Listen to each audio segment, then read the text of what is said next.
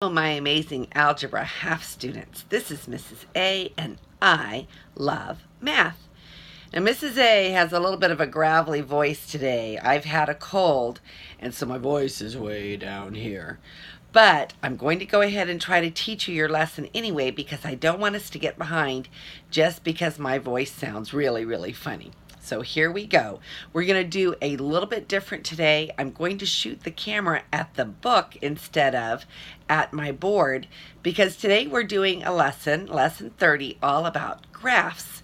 And the graphs are nicely drawn in the book, much, much better than I could draw them on the board. So we're going to use the book today. Okay, so lesson 30 is about graphs, and graphs are used to present numerical information in picture form. And here they are showing us the two most common forms of graphs, which are bar graphs and broken line graphs. And the two graphs shown here present the same information. So here is a bar graph, and you can see the bars, and you can see why they call it a bar graph. So over here on the left is our scale, and we have 100, 200, 300, and this is in new car sales. So then we have the months, January, February, March, April, May, and they're demonstrating a bar graph. Over here, notice that the shape of the line is the same as the bars, and everything else looks the same. We have 100, 200, 300. We have the title across the top. We have January, excuse me, January was 50 over here. January is 50 right there because I know this is 100, so this must be 50. Okay, over here, February was 150. Over here, February is 150. So it's the exact same information, but in a broken line graph, they draw a dot for each represented piece of information, and then they draw a line excuse me, through the dots. Okay? Then it goes on to say that both graphs show sales of new cars each month from January through May. Some people believe that the bar graph is easier to interpret, whereas others prefer broken line graphs.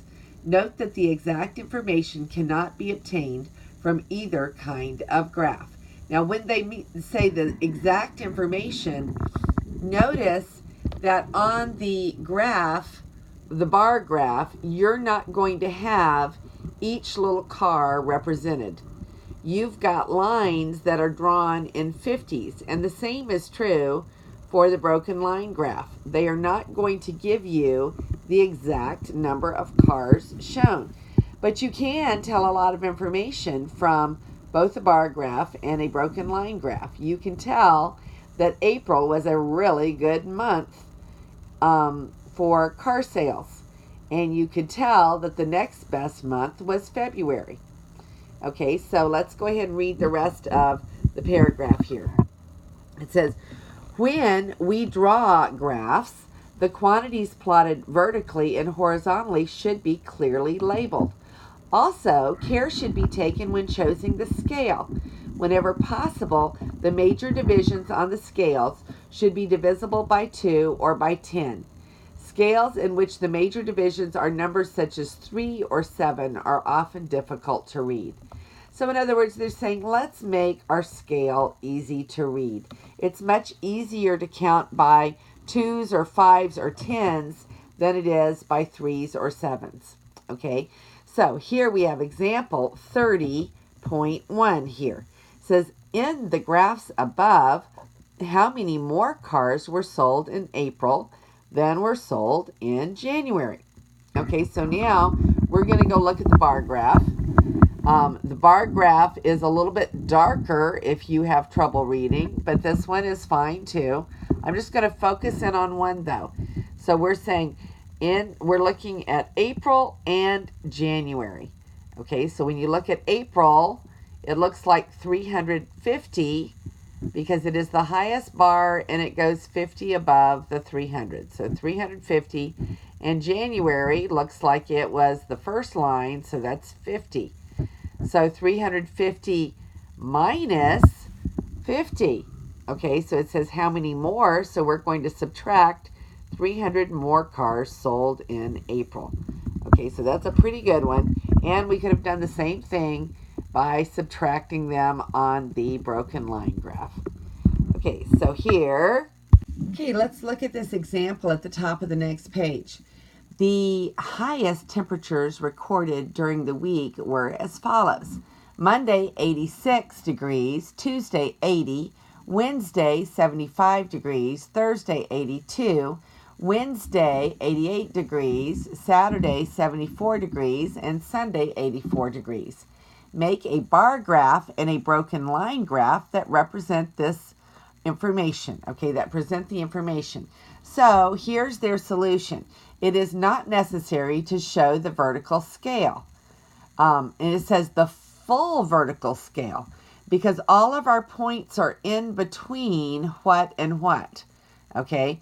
The points that they're showing are 70 to 100 because our highest temperature is 88, okay, and our lowest temperature is 74.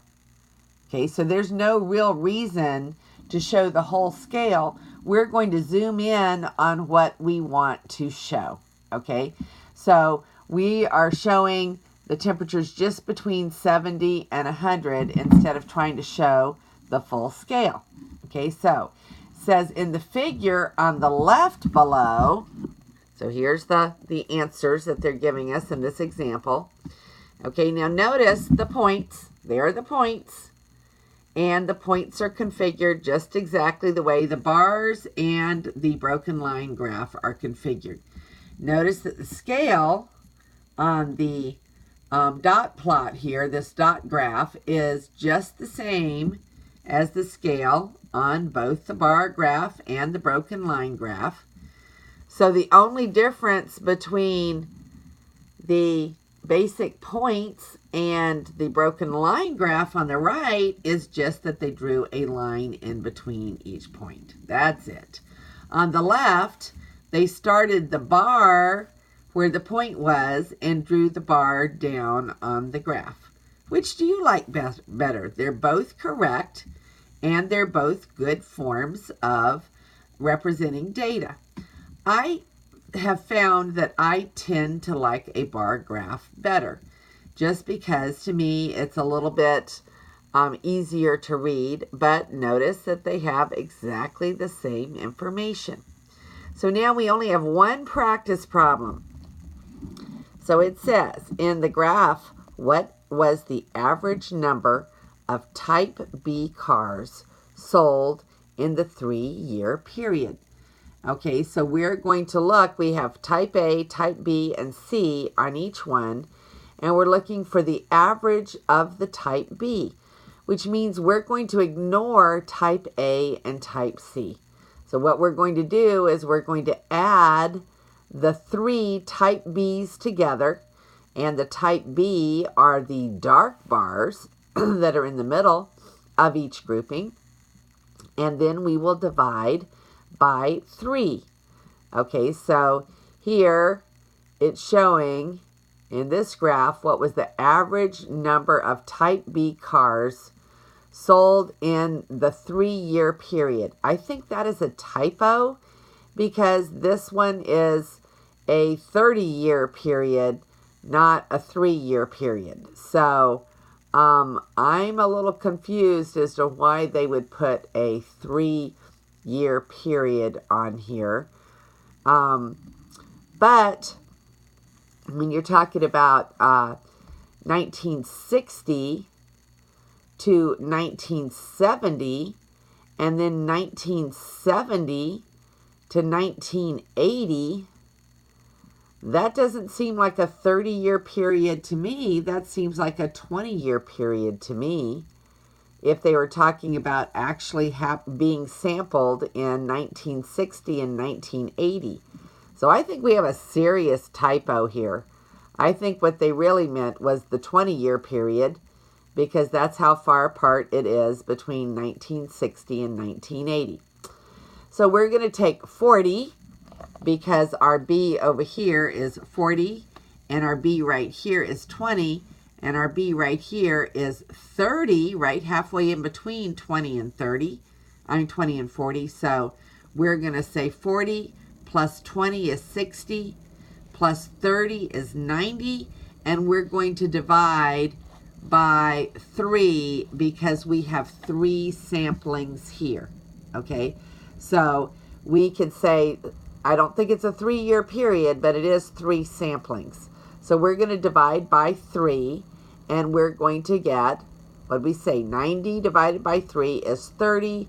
So the average number of type B cars would be 30, but it's not 30, it's 30,000. Okay, so we always have to look at our scale. It's 30 when we look here, but it's 30,000 because this is really 20,000, 40,000, and 60,000. Always look at your scale.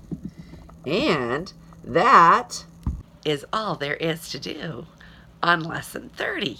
So you learned about bar graphs and broken line graphs, and now the biggest thing is being able to look at those graphs and get some information from those graphs, and maybe be able to make some graphs of your own. And this is Mrs. A, and may God bless your day.